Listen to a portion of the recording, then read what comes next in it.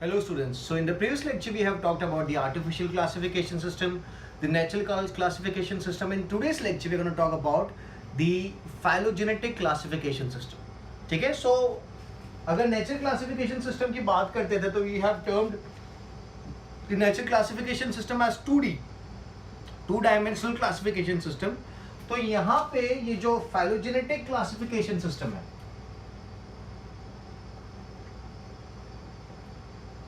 phylogenetic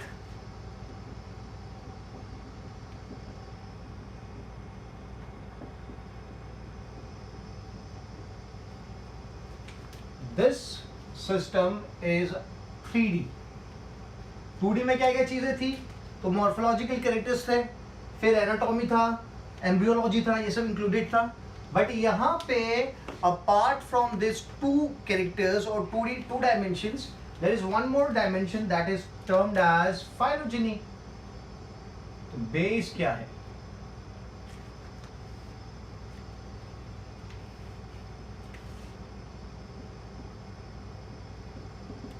So the base is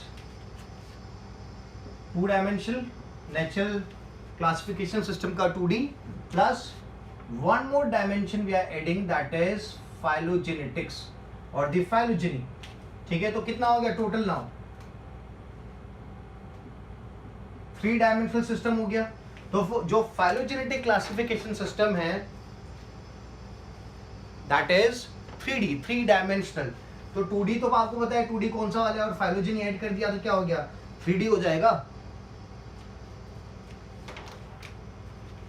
Okay, now so the term phylogeny was given by Lamarck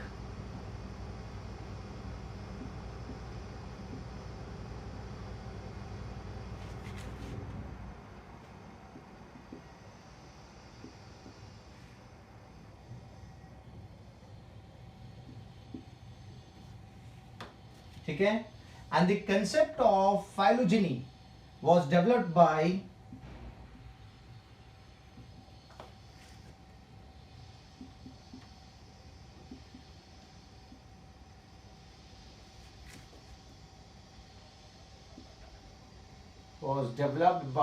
Haeckel.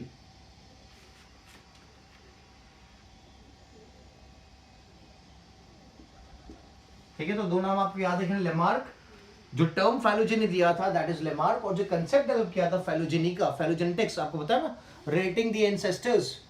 ठीक है, so that was given bye Hückel. अब scientist, जो दूसरे भी scientist जो phylogenetics classification system में involve थे, those were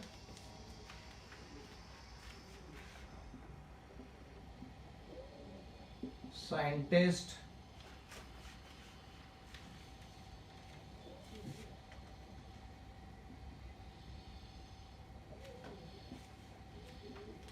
so we have the Eichler,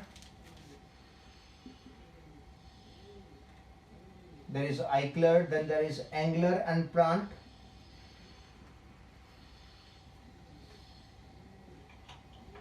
ठीक है, Eichler, Engler and Prant, and there is Hutchinson,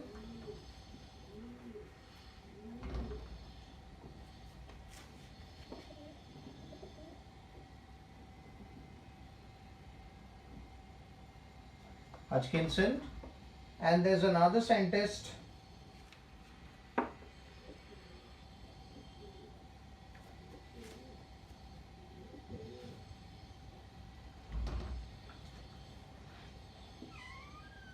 that is Takhtaji. ठीक है, तो this are some of the scientists which contributed for phylogenetic classification system. सो यहाँ पे जैसे अपने प्रीवियस उसमें देखा नेचुरल क्लासिफिकेशन सिस्टम था, आर्टिफिशियल क्लासिफिकेशन सिस्टम था, तो उसी तरीके से यहाँ पे पाइनियर कौन है? So the pioneer is आइक्लर.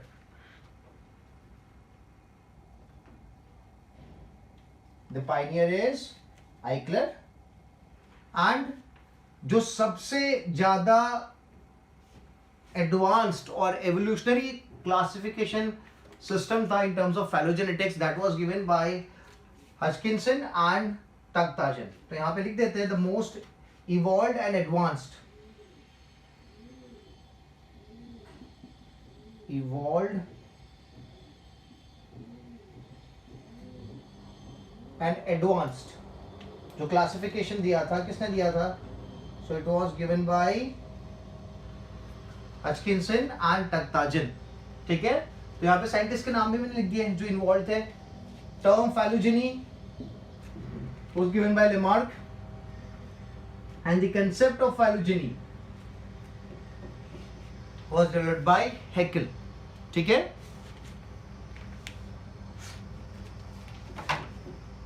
Now let's talk about the Engler and Pran classification.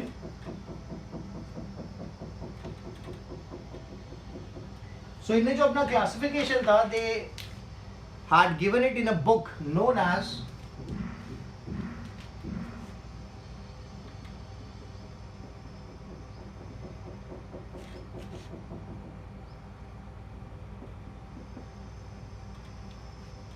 ठीक है, so the classification was given in a book. Book का नाम क्या है?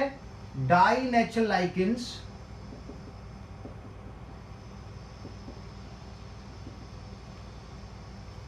Die Natürlichen Pflanzen फैमिलियन।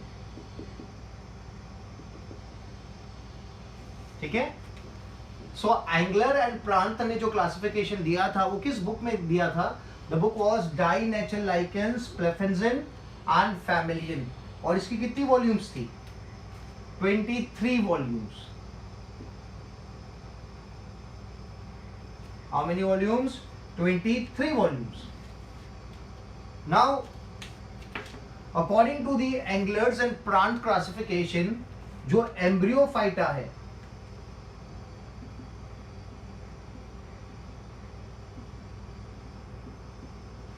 जो एम्ब्रियोफाइटा है, ये एम्ब्रियोफाइटा को 2 सब डिविजन्स में डिवाइड किया गया।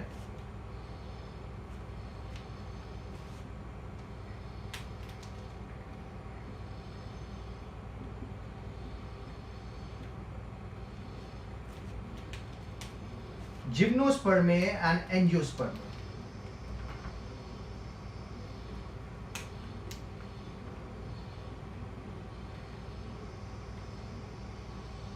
जिम्नोस्पर्म and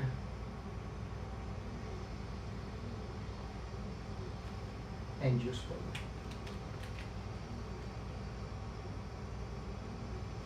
ठीक है, जिम्नोस्पर्म एंड एंजियोस्पर्म। एंजियोस्पर्म को फर्दर क्लासेस में डिवाइड किया गया है। So the further class are मोनोकोटिलिडे,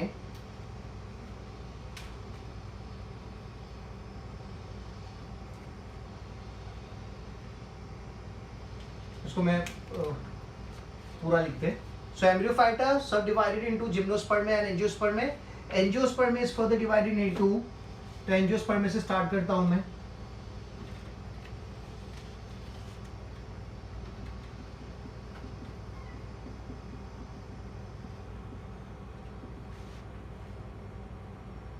ठीक है, into 2 class, that is monocotyledone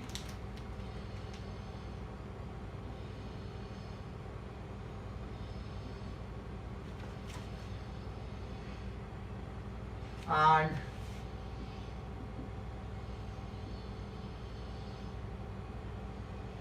dicotyledone, monocotyledone and dicotyledone, which is divided in, इसके 14 क्लासेस अवेलेबल है और इसके 14 ऑर्डर्स।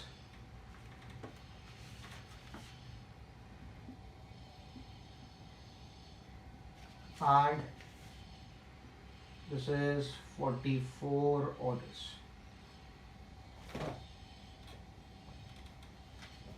ठीक है, डाइकोटिलिडोन को फर्दर क्लास में डिवाइड किया गया।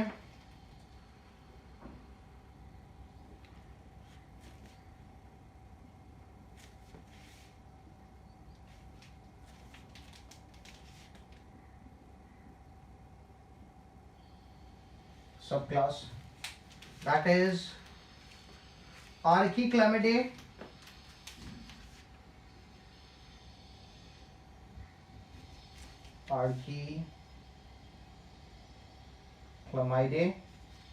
and Metaclamidae.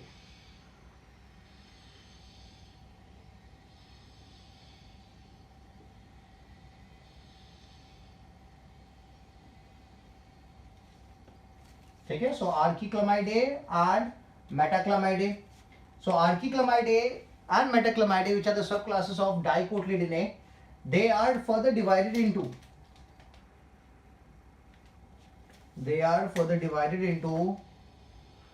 201 families, and the Metaclamidae is further divided into 57 families. ठीक है, so the Archiclamidae, they consist of what? They consist of flowers which have free petals. जो इनके फूल होते हैं ना, they have free petals. ठीक है, which is termed as apetalae.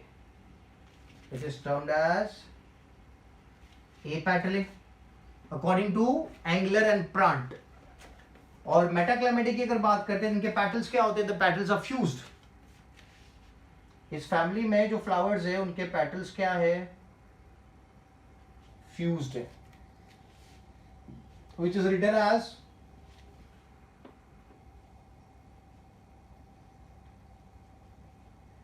sympatally.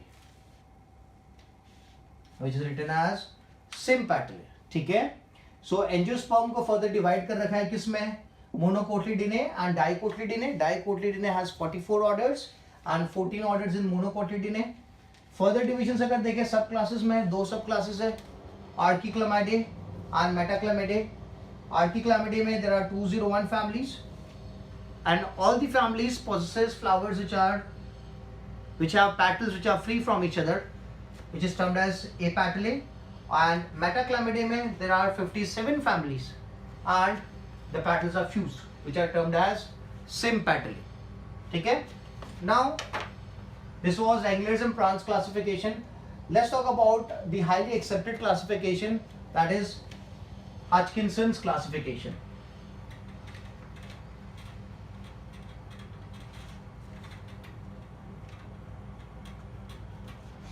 तो हचकिंसन क्लासिफिकेशन अगर देखें,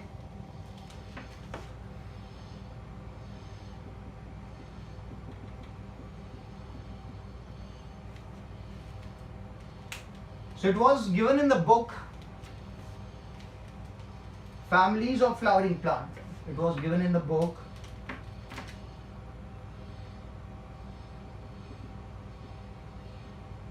Families of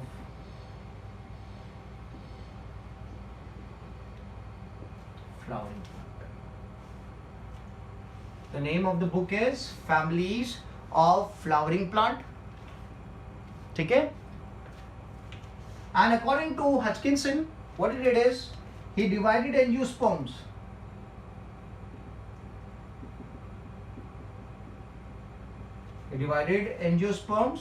into two.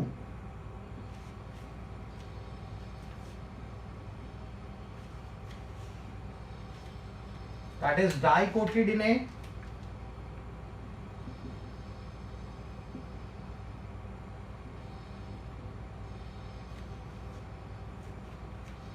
ठीक है, and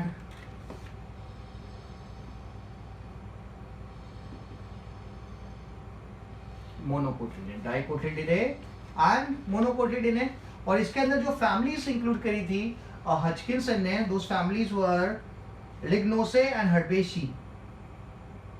families are Lignosae and Herbaceae.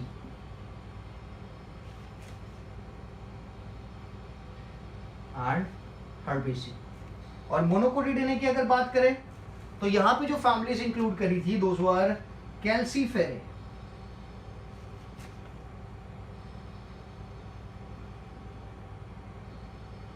कैल्सीफेरे family, इनके पास दे हैव petals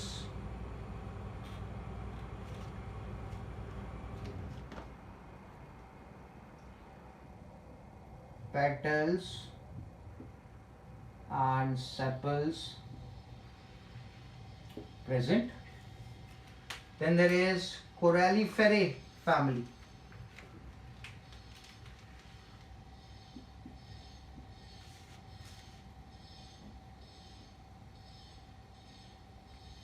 तो Coralliferae फैमिली की अगर बात करें तो यहाँ पे क्या है,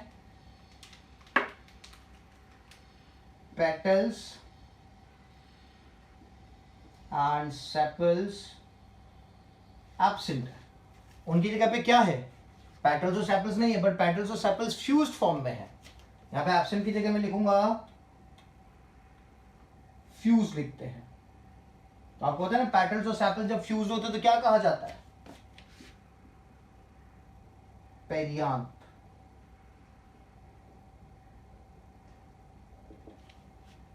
पेरियांथ प्रेजेंट है. ठीक है. और एक और फैमिली जो है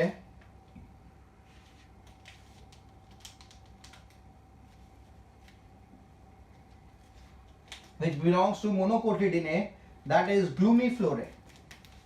That is Glumiflorae. ठीक है.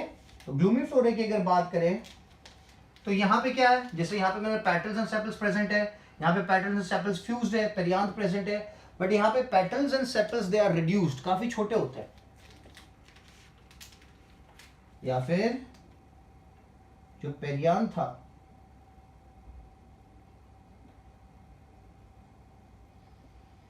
Perianth is reduced. तो जो रिड्यूस्ड पेरियांथ होता है उसे क्या कहा जाता है, so the reduced perianth is known as lodicules.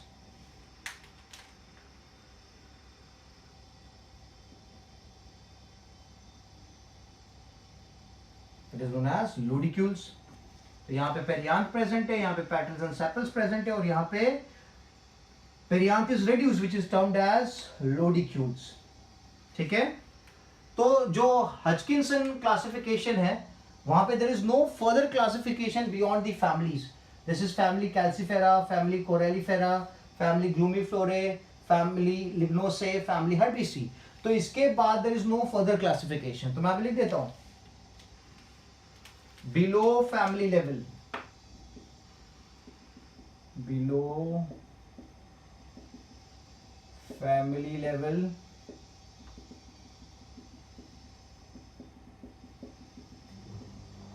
differentiation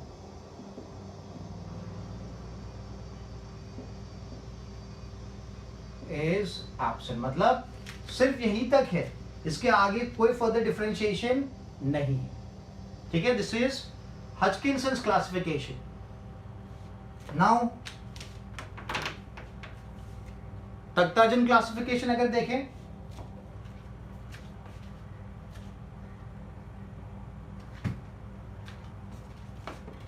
all these classifications are based on phylogenetics.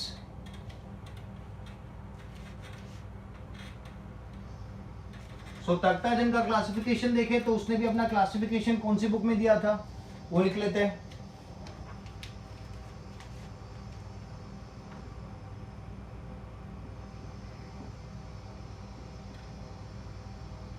तख्ताजन. ठीक है. So the classification was given in the book.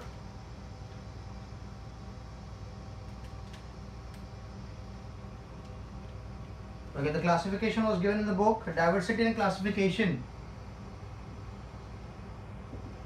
Diversity and classification of flowering plants.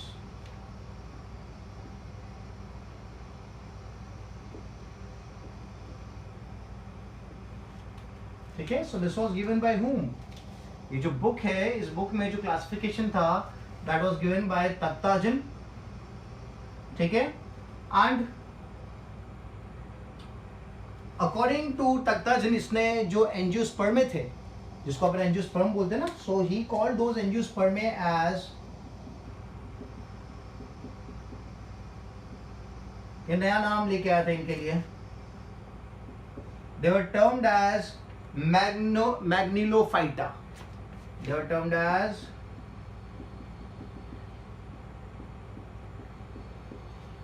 क्या लिखा है मैंने? Magnoliophyta.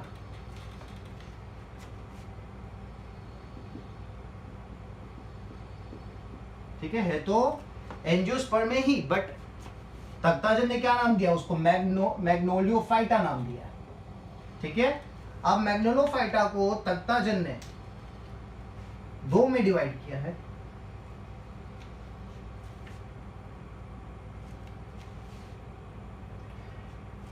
That is मैग्नोलियोसिडा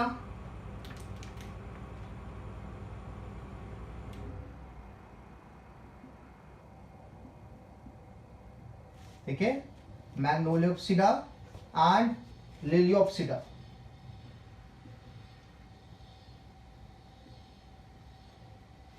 and Liliopsida, Magnoliopsida and Liliopsida. ठीक है, तो मैग्नोलियोप्सिडा किसको रिप्रेजेंट करते हैं? जिसको अपन नॉर्मली क्या बोलते हैं? डाइकोट्स. ये रिप्रेजेंट करते हैं डाइकोट्स को, एंड लिलियोप्सिडा रिप्रेजेंट करते हैं मोनोकोट को. ठीक है, तख्ताजन ने एक फेमस स्टेटमेंट दिया था, that is taxonomy without phylogeny.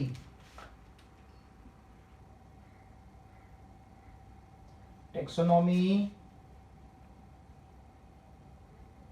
Without phylogeny is just like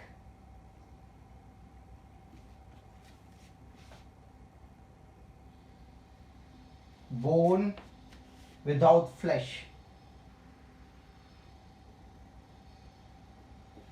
ठीक है, so this was a very famous statement given by Takhtajan. So according to him, taxonomy without phylogeny, phylogenetics जो होता है ना, is just like bone without flesh. ठीक है,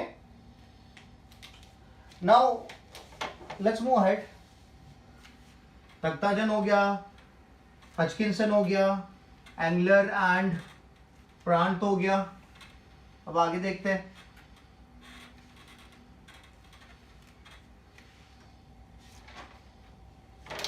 So now let's talk about branches of taxonomy. What are different branches of taxonomy?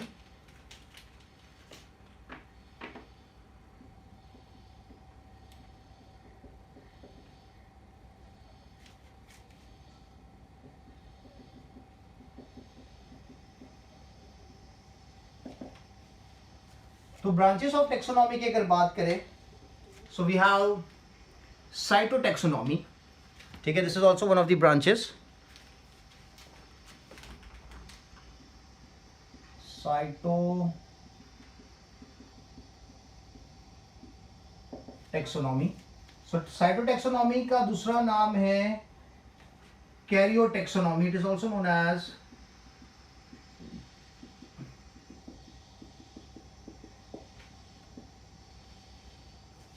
Karyotaxonomy.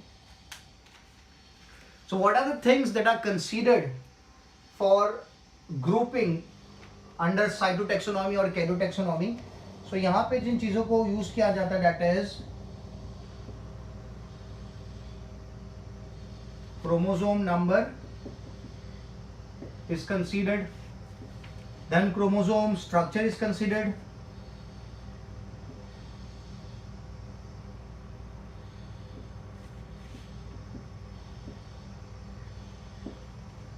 and also the behavior of chromosome during meiosis is also considered when you're talking about cytotaxonomy. When you're grouping organism on the basis of cytotaxonomy or karyotaxonomy, आप किन चीज़ों को consider करते हो? आप chromosome number को consider करते हो, क्रोमोसोम स्ट्रक्चर को कंसिडर करते हो, and behaviour of chromosome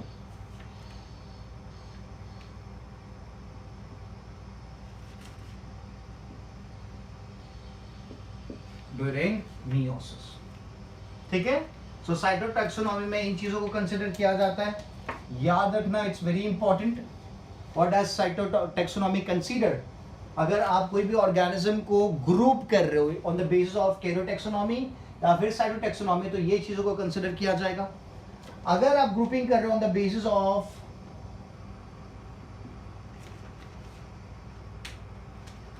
केमोटैक्सोनॉमी,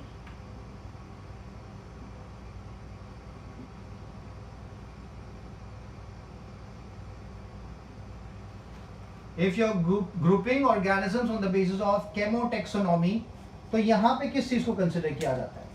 so chemical properties को कंसिडर किया जाता है।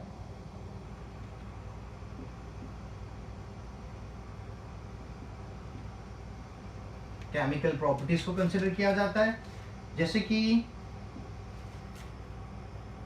डीएनए सीक्वेंस, ठीक है, RNA sequence, then there is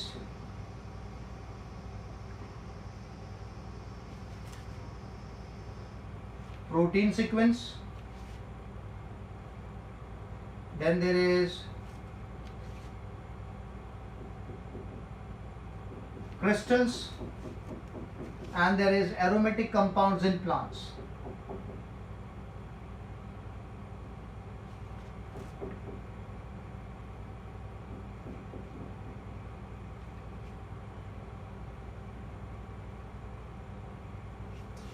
ठीक है, तो जब आप केमोटैक्सोनॉमी के बेसिस पे कोई ऑर्गेनिज्म को, यहाँ पे प्लांट्स की अपन बात कर रहे हैं, प्लांट्स को ग्रुप करोगे तो क्या चीज को रेफरेंस में लिया जाएगा, किन कैरेक्टर्स को कंसिडर किया जाएगा? तो केमिकल प्रॉपर्टीज को कंसिडर किया जाएगा, जिसमें डीएनए सीक्वेंस है, आरएनए सीक्वेंस है, प्रोटीन सीक्वेंस है, crystals and aromatic compounds in plants, इनको कंसिडर किया जाएगा। बट साइटोटैक्सोनॉमी की अगर बात करते हो तो chromosome number, chromosome structure and behaviour of chromosome during meiosis, this is going to be considered.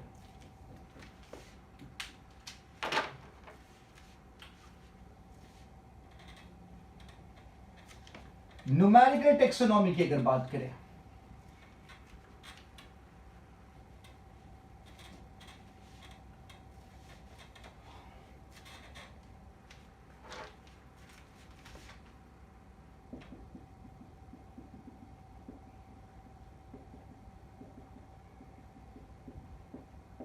Numerical taxonomy की अगर बात करते हैं, which is also termed as phenetics, is also termed as phonetics या फिर टैक्सीमेट्रिक्स। क्या लिखता हूं मैं? टैक्सीमेट्रिक्स या फिर एडेनसोनियन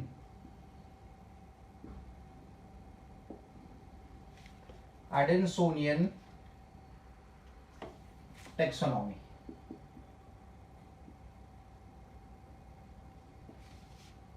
एडेनसोनियन टेक्सोनॉमी, सो न्यूमेरिकल टेक्सोनॉमी या फिर फेनेटिक्स या फिर टैक्सीमेट्रिक्स या फिर एडेनसोनियन टेक्सोनॉमी। ठीक है, अगर इसकी बात करें तो यहाँ पे किस तरीके से ग्रुप किया जाता है ऑर्गेनिज्म को, तो first is listing of all the possible characters, listing of all the possible characters को कंसिडर किया जाता है। फिर इन कैरेक्टर्स को एक कोडेड फॉर्म में लिखा जाएगा।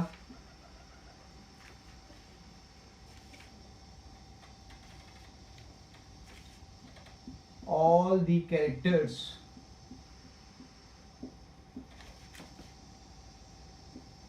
are placed in coded form, are placed in coded form, और coded form में डालने के बाद जो डेटा है it is fed in a computer।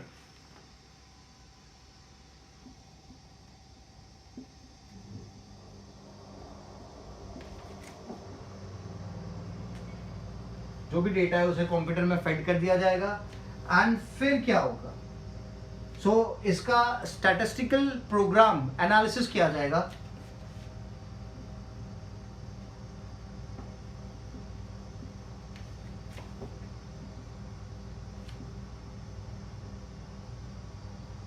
Statistical programme या फिर एनालिसिस किया जाएगा। और जब ये स्टैटिस्टिकल प्रोग्राम या एनालिसिस किया जाएगा तो ये क्या करेगा, जो भी सिमिलर कैरेक्टर्स है,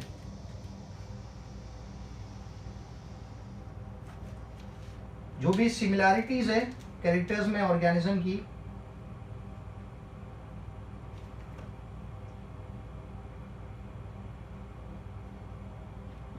उनको एक साथ में ले जाएगा और उनको सेम ग्रुप में प्लेस कर देगा।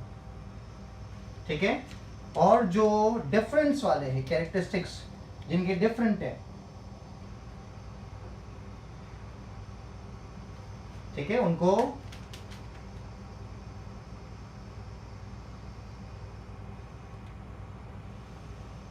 डिफरेंट ग्रुप में प्लेस करेगा। ठीक है, तो ये सबसे एडवांस आप बोल सकते हो, क्योंकि यहाँ पे आपको क्या करना है, आपको सिर्फ डेटा कलेक्ट करना है, डेटा कलेक्ट करके उसको कोडेड फॉर्म में डालना है। बाकी का पूरा काम जो है वो कौन करेगा, कंप्यूटर करेगा। एक बार आपने डेटा फीड कर दिया कंप्यूटर के अंदर, तो कंप्यूटर स्टैटिस्टिकल एनालिसिस के थ्रू क्या करेगा, जो सिमिलैरिटीज है कैरेक्टर्स में उनको साथ में ले जाएगा और उनको एक ग्रुप में डाल देगा, और जो डिसिमिलर है उनको दूसरे ग्रुप में डाल देगा, डिफरेंट ग्रुप्स। ठीक है, तो we only need to collect data and code them, the rest all the work is going to be done by the computer. So this is known as numerical taxonomy या फिर phonetics या फिर टैक्सीमेट्रिक्स या फिर एडसोनियन taxonomy. ठीक है, now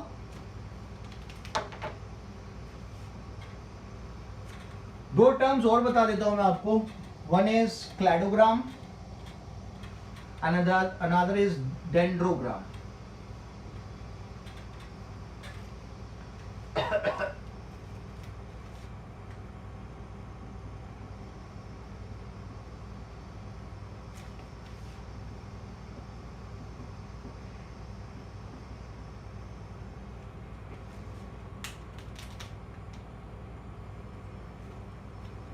so cladogram की अगर बात करते हैं तो cladogram is what, it's a family tree which is based on evolutionary study.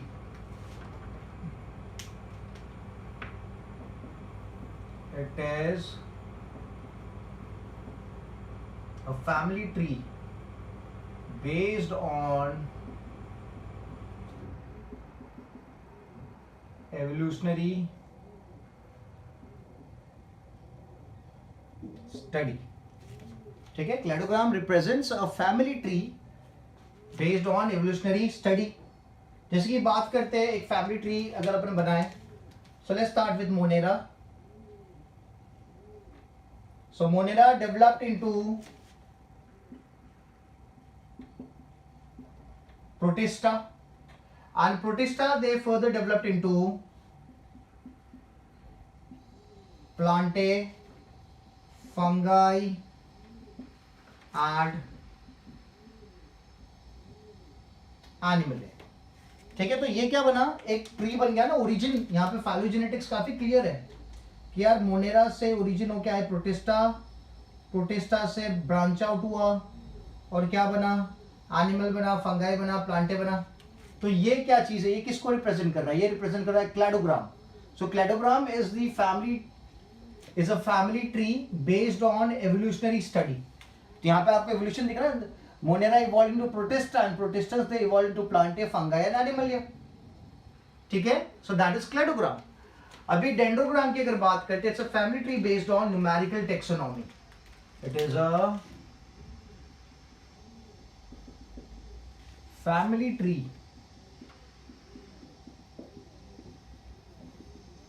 Based on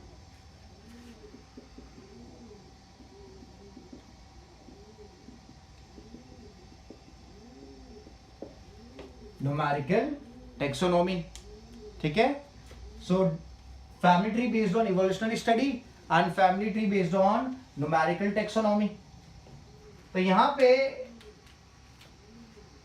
clear है। एक और बात मैं यहां पे मेंशन कर देता हूं साइंटिस्ट ट्यूरल के बारे में। सो क्लैडोग्राम एंड डेंड्रोग्राम क्लियर है।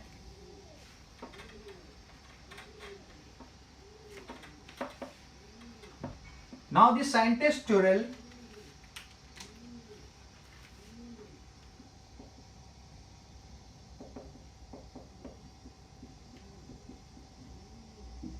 की अगर बात करते हैं, सो उन्होंने 3 क्लासिफिकेशन दिए, alpha, beta and omega. Alpha, beta and omega classification, alpha, beta and omega classification. ठीक है, अल्फा क्लासिफिकेशन में he only considered the morphological characters.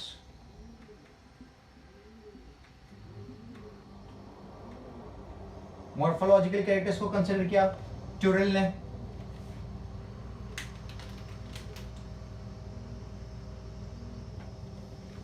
ठीक है, बीटा क्लासिफिकेशन की अगर बात करते हैं तो इसमें morphological,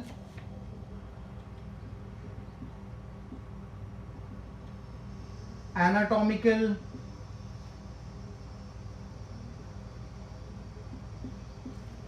then there is genetics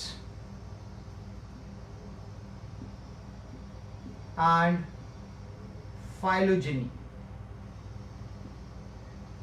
So the beta classification included morphological as well as anatomical,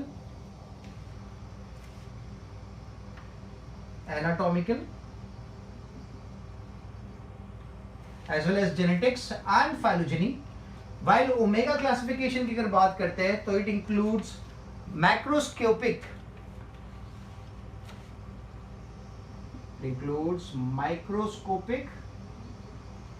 observation plus the biochemical features,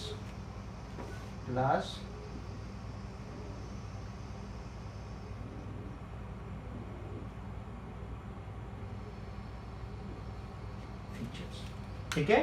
so scientist ट्यूरेल के हिसाब से जो क्लासिफिकेशन था उसको 3 पार्ट्स में डिवाइड किया था, morphological, alpha, beta and omega.